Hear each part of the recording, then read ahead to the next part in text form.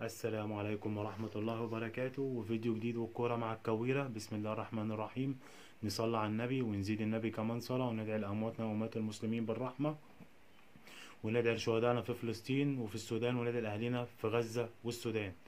أول حاجة حابب أتكلم فيها مباراة الودية التي تجمع الأهلي المصري وأهلي جدة السعودي يوم 12 نوفمبر، في مباراة اعتزال النجم خالد مسعد نجم أهلي جدة والمنتخب السعودي. الأهلي هيربح من المباراة ديت العائد المادي $1.5 مليون. يعني الأهلي طلب الفلوس ديت تتحول له قبل المباراة بشهر عشان يخلص بيها الصفقة الأجنبية اللي مطلوبة من مستر كولر. وصرح النجم خالد مسعد أمس في المؤتمر اللي كان عامله امبارح بمناسبة المباراة ديت، قال لك أنا فضلت الأهلي المصري عن فرق أوروبية كثيرة. قال لك وكنت خايف إن الأهلي يرفض لما اتأخر عليا في الرد، كنت خايف من الأهلي يرفض، بس الحمد لله الأهلي وافق، وهي تبقى مباراة ومهرجان اعتزالي جامد إن شاء الله. تاني حاجة حابب أتكلم فيها تصنيف الاتحاد الدولي للتاريخ والإحصاء محليا وقاريا وعربيا. جاء في المركز الأول، مش هقول بقى أكبر قلعة، لأ، جاء في المركز الأول أعظم نادي في الكون، النادي الأهلي المصري، نادي القرن. وجاء في المركز الثاني الهلال السعودي. وفي المركز الثالث أكبر قلعة في مصر أو أكبر قلعة في مصر الزمالك. والنصر السعودي في المركز الرابع. وبيراميدز في المركز الخامس. والسادس العين الإماراتي اللي أنا عندي ماتش معاه يوم 29 القادم، 29 أكتوبر في استاد القاهرة، 55,000 متفرج. إن شاء الله يبقى الاستاد متقفل إن شاء الله. إن شاء الله في كأس الانتركونتيننتال ان شاء الله الاهلي هيفوز المباراة دي ان شاء الله. ان شاء الله 3-1 للاهلي، 3-1 للاهلي.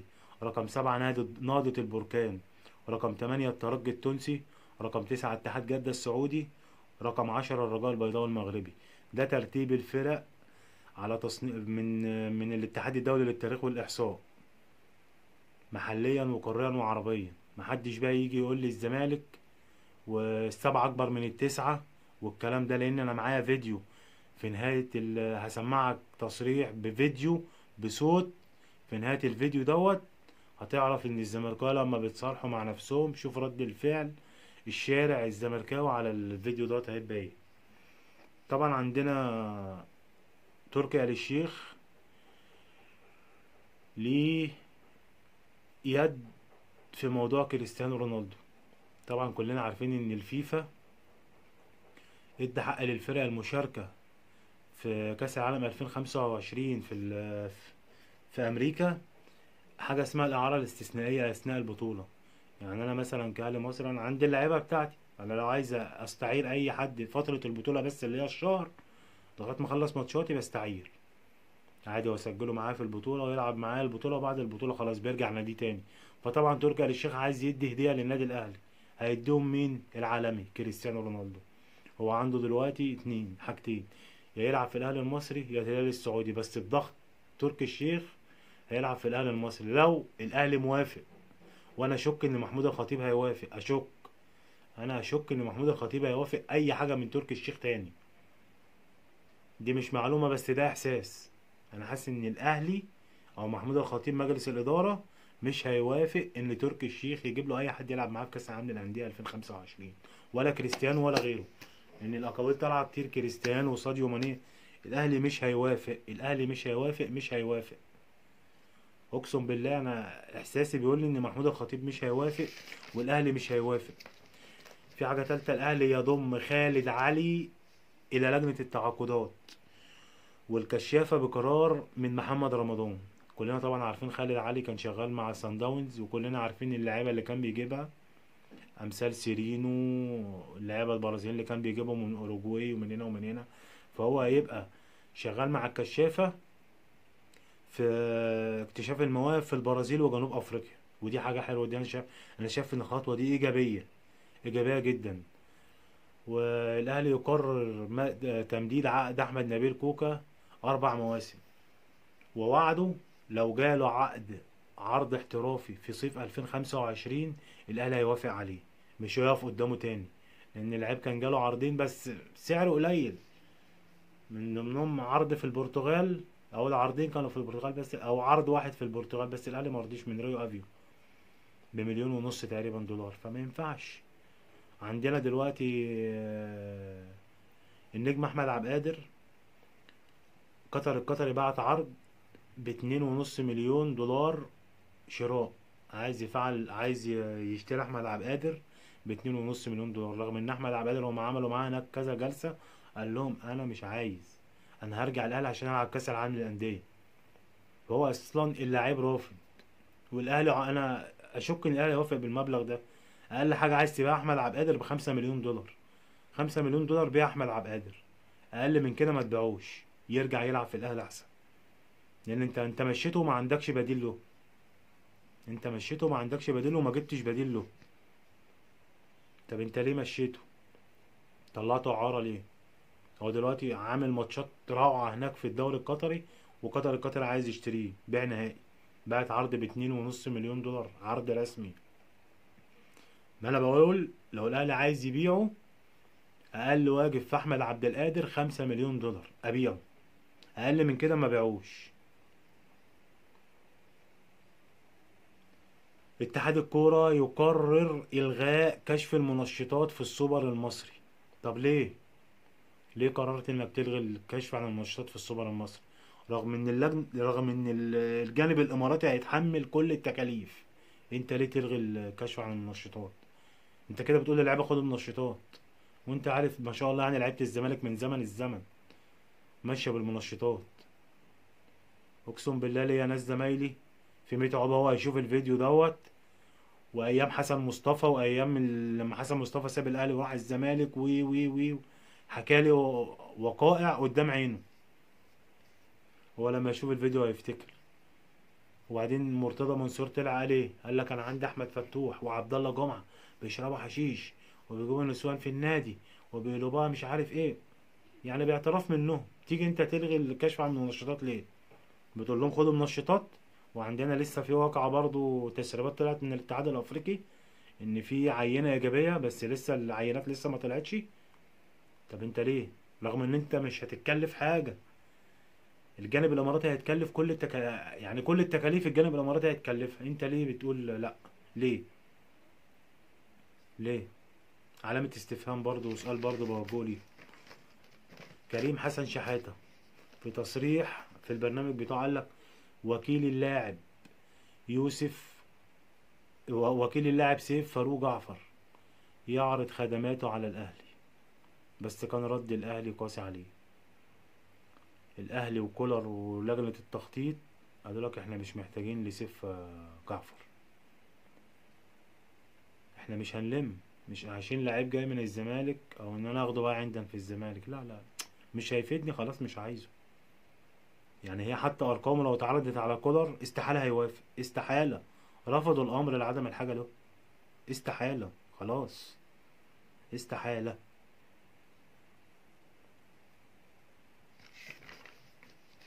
طبعا الاهلي عامل سرية تامة بعد مباراة حرس الحدود الودية اللي كسبها 3-0، واللي جاب الاهداف محمد مجدي قفشة وسمير محمد، ده هيبقى نجم خط الهجوم القادم، لاعب ناشئ وانت بتدور على مهاجم وانت عندك لاعب ناشئ.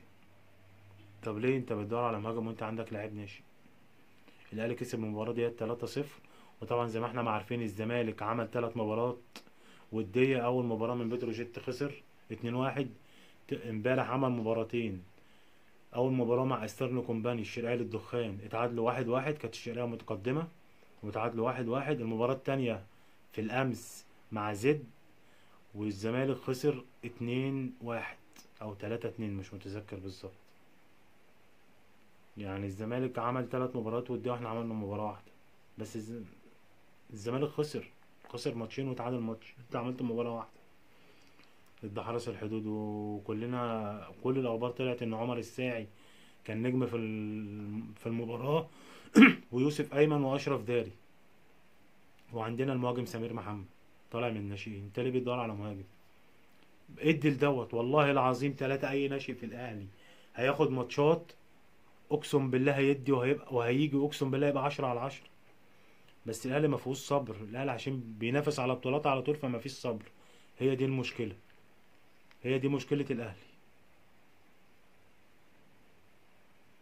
هسمعكم دلوقتي الفيديو ونختم بيه ونشوف خالد الغندور قال ايه.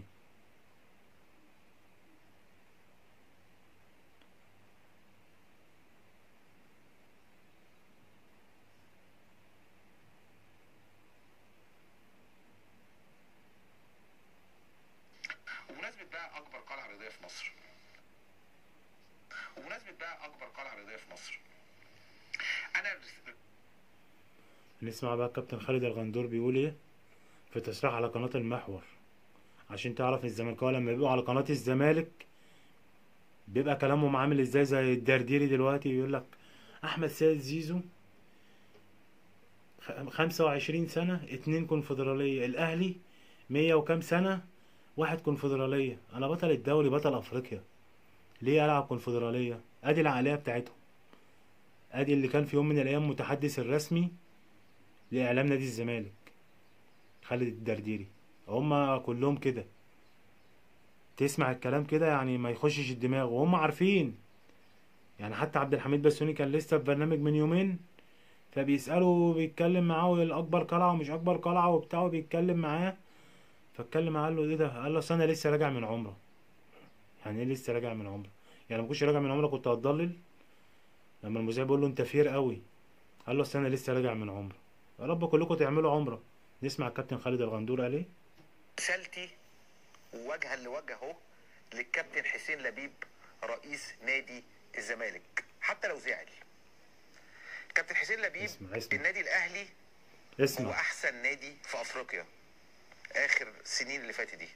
النادي الأهلي هو أكتر نادي حصل على بطولات في القارة السمراء. النادي الاهلي هو اكتر نادي او النادي الوحيد اللي وصل اكتر من مرة لكأس العالم للأندية. النادي الاهلي هو اقدم نادي، اقدم من نادي الزمالك 1907 و 1911. النادي الاهلي هو بطل الدوري اللي فات وبطل كاس مصر. النادي الاهلي هو بياخد رعايه اكتر من الزمالك يا كابتن حسين يا لبيب. النادي الاهلي يعني اسمه بقى اسم كبير جدا في القاره السمراء، بل كمان في على مستوى العالم بقى معروف بسبب مشاركاته في كاس العالم للانديه. اسمع. النادي الاهلي انا بوجه رسالتي لكابتن حسين لبيب، وانه قال ان الزمالك اكبر قلعه رياضيه في مصر، وبوجه رسالتي كمان لجمهور النادي الاهلي بيسمعني، ولمجلس اداره النادي الاهلي برضه، والجمهور النادي الاهلي. فالنادي الاهلي اهو، انا بقول لكم النادي الاهلي حاليا هو اعظم فريق في قاره افريقيا من حيث البطولات، من حيث الانجازات، من حيث المشاركات في كاس العالم للانديه. ان انا هخس يعني خسيت 3 كلنا سمعنا كابتن خالد الغندور قال ايه. من غير ولا عمليه. اكبر قلعه رياضيه في مصر. انا رسيب وانه قال ان الزمالك اكبر قلعه رياضيه في مصر، وبوجه رسالتي كمان لجمهور النادي الاهلي بيسمعني، ولمجلس اداره النادي الاهلي برضه، والجمهور النادي الاهلي.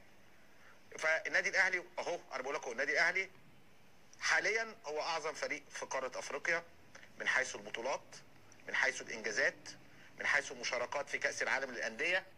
خلي بالك يا رب نفهم، يا رب نكون فهمنا. دلوقتي الزمالكاوي يطلع يقول لك اصل ده لجنه تبع محمود الخطيب وبيقبض من محمود الخطيب. هو ده اللي هيتقال على خالد الغندور؟ طالما قال الحقيقه كده يبقى لجنه تبع اللجان اللي شغاله تبع محمود الخطيب، هي دماغهم موصلاهم لكده. ارجو الدعم وارجو منكم لايكات على الفيديو وسبسكرايب للقناه، والسلام عليكم ورحمه الله وبركاته.